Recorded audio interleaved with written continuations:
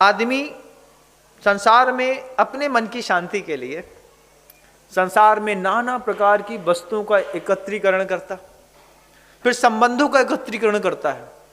आपके जीवन को संवारने के लिए सिर्फ मंदिर ही नहीं है, मंदिर के साथ गुरु भी हैं, पुस्तक भी है, फिर वो ज्योतिषाचार भी है, फिर वो बाबा साहब का दरबार भी है। इन सब से आपको मुक्ति ना मिलेगी तो आप अपनी मंदिर और मस्जिद से हट करके किसी खेत में जाकर के एक पत्थर गाड़ के चले आएंगे और फिर आप शनिवार को वहां पे जाकर के एक दिया जला करके चले आएंगे। फिर आपको लगेगा इससे हमारा भला होता है। कई लोगों की आदत पड़ जाती है वो दुकानों में ऐसा पैर छूने की। वो क्या देवसास गुरु है क्या? क्या क्या है वो? वहां पे ऐसा घूम रहे हैं चारों तरफ, अगरबत्ती लगा दो, क्या हो गया उससे? ये क्या है? ये इससे आप क्या क्या चाहते हो? तुम इससे इस चीज को करने से तुम्हारे घर के अंदर किस चीज की समृद्धि बढ़ रही है, मैं थोड़ा जानना चाह रहा हूं। हमने किया है ये सब, और कीने करने के बाद आज सब समझदारी दिमाग में बैठी है, तब समझ में आता है कि ये सब चीजें अशुभ का इतना बड़ा केंद्र थे कि किसी भी छदमस्त व्यक्ति के कहने पर किसी ने कह दिया तुम्हारी अढ़ैया चली है, तुमको अभी काल सर्प की पूजा करनी पड़ेगी, और हमने उठा करके एक ठो काला धागा पहन लिया दाएं पैर में मोती वाला, या फिर हमें नहीं समझ में आया तो हमने कुछ और ले जा करके, क्योंकि अब हमारा काल सर्प योग चल रहा है। 3 ज्योतिषाचार्य ने एक साथ बोल दिया, 3 गधे एक बात को बोल दे तो घर के अंदर का रखा यहां गाय का बछड़ा लेकर चले आदमी कुत्ता दिखाई देने लगता है। हम गाय का बछड़ा गले में यहां पे लेकर के चल रहे थे, सामने से एक व्यक्ति आया, एक मूर्ख आया, अरे क्या कुत्ता लेके जा रहा है? कुत्ता है? गाय का बछड़ा है। अच्छा गाय का बछड़ा, वो कुत्ता बोल रहा है। दूसरा बोला, फिर दूसरा निकल बगल, क्यों रे कुत्ता क्यों लेके जा रहा है गले गले के ऊपर? कुत्ता है, ये भी कुत्ता है। फिर एक तीसरा और मिल जाए, तीसरा मिले, बोले क्या रे मूर्ख कुत्ता साथ में लेके घूमने लगा। अब तो यार गाय का बछिया ही है वो, जिसको आप अपने कंधे में लादे हैं, लेकिन 3 गधे मिलकर के बोल दें कि कुत्ता है कुत्ता है कुत्ता है, तो आदमी को कुत्ता दिखाई देने लगता है, कुत्ता ही है तभी तो ये कुत्ता 3 लोग कुत्ता बोल रहे हैं, उठा के फेंक दोगे आप। ऐसे 3-4 गधों ने मिलकर के कह दिया काल सर्प योग है। कोई मुझे ज्योतिषाचार्य के जितने बड़े बड़े लोग हैं, कोई मुझे बताए कि ज्योतिष ग्रंथ में काल सर्प योग कहां पर बनता है। पूरे विश्व के सारे ज्योतिषियों से पूछना चाहता हूं,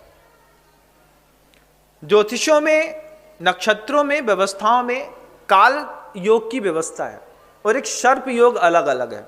2 अलग अलग योग बनते हैं, एक काल योग अलग बनता है, एक सर्प योग अलग बनता है। और सर्प योग जरूरी नहीं कि आपका अशुभ ही करता है, लेकिन अब वो किसी को कैसे डाइवर्ट करेंगे। पैसा कमाने का फोबिया था, तो जो पामिस्टोलॉजिस्ट थे उनने कहा जमाना हाईटेक हो गया, थोड़ा और स्टैंडर्ड में डराना पड़ेगा। तो भैया वो शनिवार की कालाष्टमी है और आपका काल सर्प योग है और 7.5 लगी है और केतु जो है वो 7वें स्थान पे है और शरीर का कलर काला है और आपके काले यहाँ पे काला तिल निकल आया है 3 दिन पहले, आप देख लीजिए, अब आपके साथ बहुत अशुभ होने वाला है। अब यही बात दूसरे गधे ने बोल दी, तीसरे गधे ने भी बोल दी। अब तो भैया क्या करें? बोले 21,000 की छोटी सी पूजा है, सब ठीक हो जाएगा। कुछ नहीं करना था, उसको अपने बच्चे की पेमेंट फीस भरनी थी, तो उसने तुमको धर्म के नाम पे उल्लू बनाया और तुम बन गए। अपने संसार को बचाए रखने के लिए आप क्या क्या नहीं करते हैं, आप सोचिए। और ठंडे दिमाग से सोचिएगा, महाराज आप कहां पे गलत बोल रहे हैं, बताइए, कोई मुझे बताए ना, संदेश दे मुझे।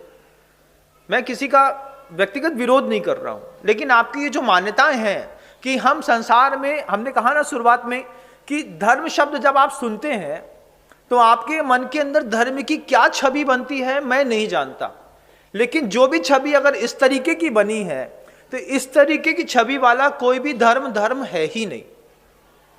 इन सब चीजों से मुक्ति मिल जाएगी।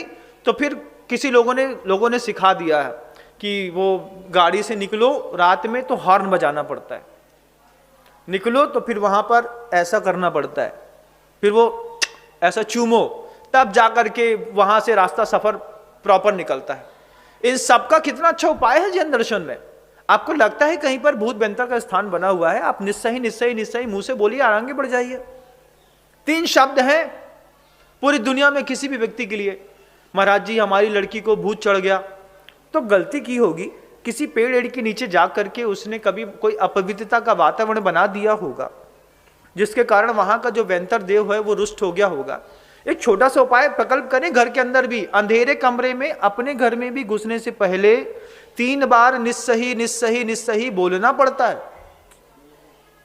ये असही और निस्सही की व्यवस्था अगर आपने सीख ली तो दुनिया में कोई भी शक्ति आपको परेशान नहीं कर सकती। मूलाचार में तो स्पष्टता साधु के लिए कहा है कि जो साधु असही और निस्सही का प्रयोग नहीं करता है वो असमय में मृत्यु को प्राप्त भी हो सकता है और उसकी समाधि भी बिगड़ सकती है। कितनी बड़ी बात है। एक साधक के जीवन में कहा कि अगर वो निस्सही और असही का सही प्रयोग नहीं करते तो उनकी समाधि बिगड़ सकती है। वहां किसी को दिया जलाने की, मुंह से चूमने की, माथा टेकने की, दरबार में जाने की, गंडा ताबीज पहनने की कोई जरूरत ही नहीं है। सिर्फ एक शब्द की जरूरत है दुनिया में। कभी भी आप अंधेरे में प्रवेश कर रहे हो, कभी आप किसी अपरिचित स्थान में प्रवेश कर रहे हो, कभी आप बियाबान जंगल में प्रवेश कर रहे हो, कभी आप किसी नदी में प्रवेश कर रहे हो, कभी आप किसी खाई में कुछ गहरे में नीचे उतर रहे हो, कहीं आप किसी टनल के अंदर जाकर के ऑब्जर्वेशन करने भी जा रहे हो, आपको दुनिया के कोई भी धर्म का व्यक्ति है वो 3 शब्द उसको बोलना है, निस्सही निस्सही निस्सही। 3 बारी बोलना है बस।